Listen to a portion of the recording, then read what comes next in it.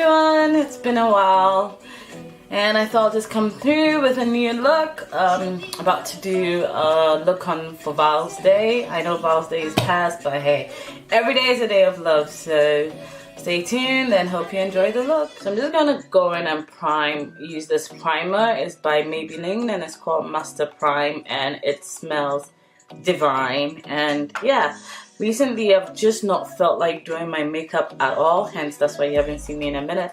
I don't know what kind of phase that is, but it's about time it went.